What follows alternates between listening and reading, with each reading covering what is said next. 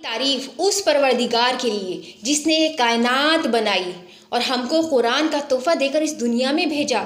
قرآن پاک میں ہر قوم کے لیے ایک حکم ہے جو کہ ہے تقوی کا حکم، پرہیزگاری اختیار کرنے کا حکم۔ تقوی کا اصل مطلب کیا ہے؟ اللہ کے تمام احکامات کو عمل میں لانا، اور اللہ کے جن احکامات سے ہمیں اور آپ کو منع کیا ہے ان چیزوں سے ہمیشہ پرہیز کرنا، یعنی کہ نیکی کرنا اور گناہوں سے اپنے آپ کو بچانا۔ نیکی اور گناہ کی جنگ ہر انسان میں چلتی ہے، کیونکہ ہم سے کبھی ایسا ہو ہی نہیں سکتا کہ گناہ نہ ہو۔ کوئی انسان ایسا نہیں کہہ سکتا کہ ہم سے گناہ نہیں ہوگا، ہو ہی نہیں سکتا ایسا کوئی انسان۔ اگر جس سے گناہ نہیں ہوتا ہے وہ کون ہے؟ وہ ہیں فرشتے۔ فرشتے، انسان، شیطان، یہ تین مخلوق ہیں۔ فرشتے جو کہ اللہ کی نافرمانی نہیں کرتے ہیں، انسان جو کہ اللہ کی نافرمانی کرتے ہیں لیکن واپس توبہ کی طرف پلٹ آتے ہیں، اور شیطان جو کہ گناہ کرتے ہیں لیکن واپس توبہ کی طرف نہیں پلٹتا۔ اللہ نے قرآن میں ہمیں نیکی کا حکم دیا، گناہ سے بچنے کا حکم دیا، اور گناہ ہو جائے تو توبہ کرنے کا بھی حکم دیا۔ گناہ کرنے والے بھی دو قسم کے ہوتے ہیں، ایک جو گناہ کرتے کرتے اتنا مطمئن ہو گیا کہ اسے پتہ ہی نہیں چلتا کہ میں گناہ کر رہا ہوں، وہ گناہ چھوڑنے کے لیے تیار ہی نہیں ہے۔ جیسے کہ چوری، کسی کو چوری کی عادت لگ جاتی ہے، وہ اسے برا ہی نہیں لگتا، وہ چوری کرتا رہتا ہے۔ شرابی، وہ شراب پیتا رہتا ہے، اسے پتہ ہی نہیں ہوتا میں شراب پی کے گناہ کر رہا ہوں، اسے عادت لگ گئی ہے۔ اسی طرح سے رشوت لینا، رشوت لینے والے جو لوگ کو ان کو لت لگ جاتی ہے رشوت لینے کی، تو انہیں پتہ ہی نہیں چلتا کہ میں وہ اگر سوچتے بھی گناہ کرا رہے ہیں، ٹھیک ہے لوگ بھی کرتے ہیں، اس طریقے سے وہ عادی ہو گئے ہیں۔ دوسرے قسم کے ہوتے ہیں جن میں گناہ کا احساس ہوتا ہے، انہیں پتہ ہوتا ہے کہ میں گناہ کر رہا ہوں، اور بعد میں اس کا احساس ہوتا ہے کہ اور وہ چاہتا ہے کہ اس سے نکل جائے، وہ نکلنا چاہتا ہے اس گناہ سے۔ یقیناً ہم لوگ بھی اپنے آپ کو گناہوں سے نکالنا چاہتے ہیں، اپنے آپ کو گناہوں کی طرف سے دور کرنا چاہتے ہیں۔ تو ایسا سوچو کہ میرا رب مجھے دیکھ رہا ہے، اس طریقے سے آپ اپنے آپ کو گناہوں سے دور رکھ سکتے ہیں۔ میں جو بھی کر رہی ہوں تو یہ احساس ہمیں گناہوں سے بچنے میں کرے گا مدد کہ اللہ تو ہمیں دیکھ رہا ہے، اللہ دلوں کے خیالات کو بھی جانتا ہے۔ تو عبادت کرو تو یہ خیال کرو کہ میرا رب مجھے دیکھ رہا ہے اور میں میرے رب کو دیکھ رہی ہوں، حالانکہ آنکھوں سے اللہ کو نہیں دیکھا جا سکتا ہے، لیکن یہ خیال کرو کہ میں اپنے رب کو دیکھ رہی ہوں۔ جیسے کہ کسی نے ہم پر احسان کیا ہو، ٹھیک ہے، اور وہ ہمارے سامنے ہے، اور ہم اس کے سامنے کیا کرتے ہیں؟ برے کام کرتے ہیں، اس کے خلاف کرتے ہیں؟ نہیں نا، ہم اس کی طرح سے کام کرتے ہیں جیسا اسے پسند ہے، اس کی تعریف کرتے ہیں، اس کے کہنا مانتے ہیں۔ تو ویسے ہی عبادت ہے کہ اللہ کے سامنے اس کے احکامات کے مطابق کام کرو، اور اگر اتنا نہیں کر سکتے تو اللہ میرے سامنے ہے، کم سے کم اتنا خیال رکھو کہ اللہ آپ کو دیکھ رہا ہے، کیونکہ اللہ تو سب دیکھ رہا ہے۔ ہو سکتا ہے اس خیال کی وجہ سے آپ گناہ نہ کریں۔ اور دوسرا کیا ہے؟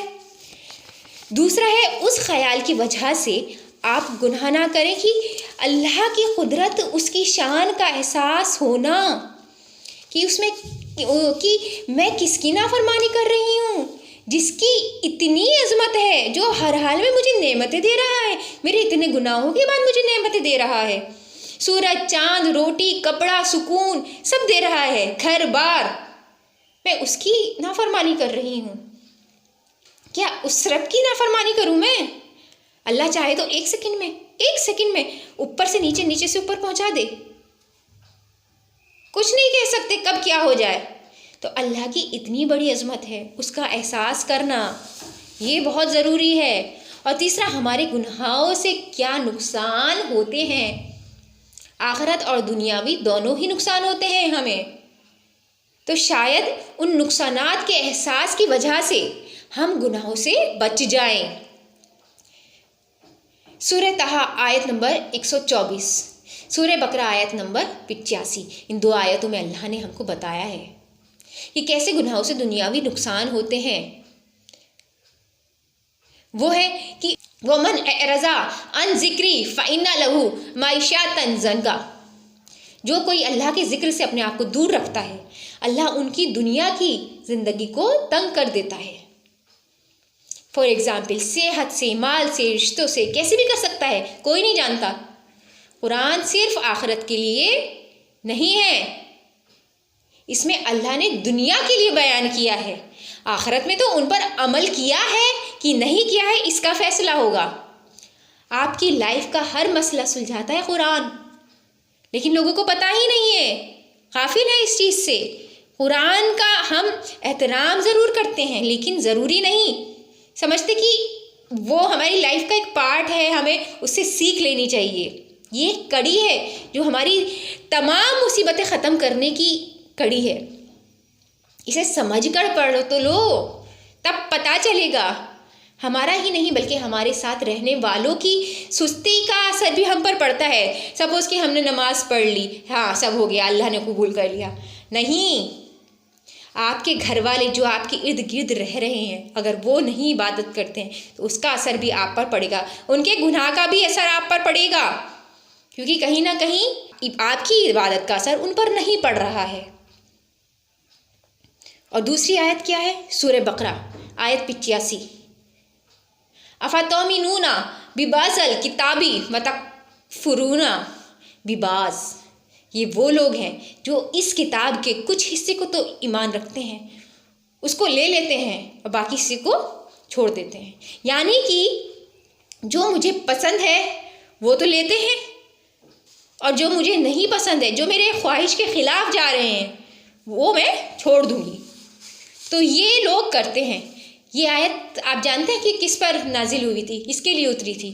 یہودیوں کے لیے، کہ یہ وہ قوم تھی جب اللہ کے احکامات جب ان پر نازل ہوتے تھے تو اپنی خواہش کے اکارڈنگ تو وہ لے لیتے تھے، لیکن باقی چھوڑ دیتے تھے یا پھر بدل دیا کرتے تھے۔ اور جو لوگ ایسا کرتے ہیں اللہ ان کے تعلق سے کہتا ہے فَمَا جَزَاءُ مَن يَفْعَلُ ذَلِكَ مِنكُمْ إِلَّا خِزْيٌ فِي الْحَيَاةِ الدُّنْيَا۔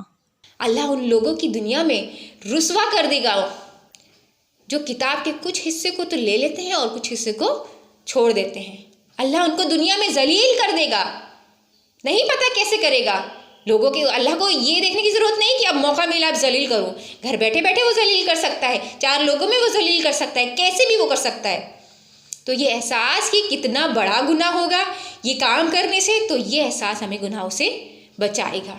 ساتھ ہی توبہ کرتے رہیے تاکہ اس توبہ کے احساس سے بھی ہم آگے کے گناہ کرنے سے بچ سکیں۔